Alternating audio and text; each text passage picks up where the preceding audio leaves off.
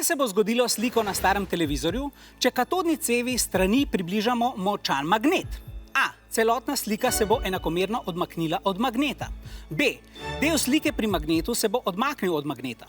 C. Slika bo ostala nespremenjena ali D. Celotna slika se bo enakomerno pomaknila proti magnetu.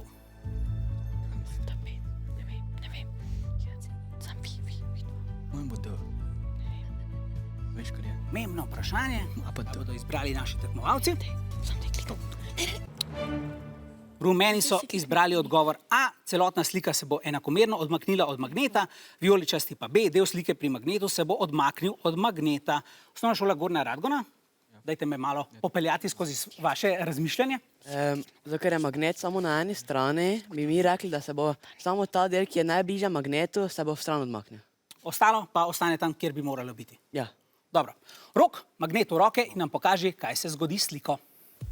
Pa začnimo tale poskus najprej pred modernim LED zaslonom. Če mu približamo magnet takole recimo iz spodnje strani, vidimo, da magnet na sliko nima praktično nobenega vpliva. To pa zato, ker elektroni prepotujejo razmeroma kratko pot, ne dovolj dolgo torej, da bi lahko na nje vplivali z magnetom.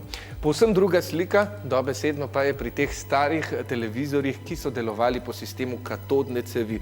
Tukaj pa elektroni upravijo dovolj dolgo pot od začetka katodne cevi pa vse do zaslona. Pot je dovolj dolga, da lahko torej z magnetom na njo vplivamo. Ima pa vsak televizor tudi elektromagnet, ki ravne snope elektronov usmerja proti zaslonu, da mi lahko vidimo seveda tole sliko. Zdaj pa preverimo, kaj se zgodi, če magnet torej strani približamo katodni cevi. Kot vidimo, se tudi slika ukrivi in torej stran, ki ji približamo tale magnet, torej se pomakne proti sredini zaslona.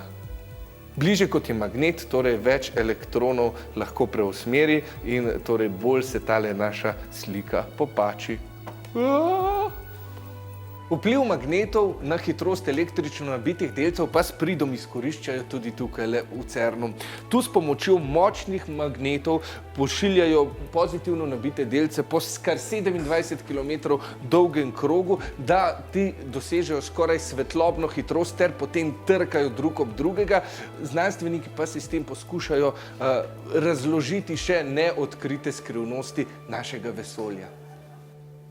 Wow, hvala, Rok. Ni pa skrivnost, da bi bil tokrat pravilen odgovor B, ki je 5 točk prinesel vijoličastim.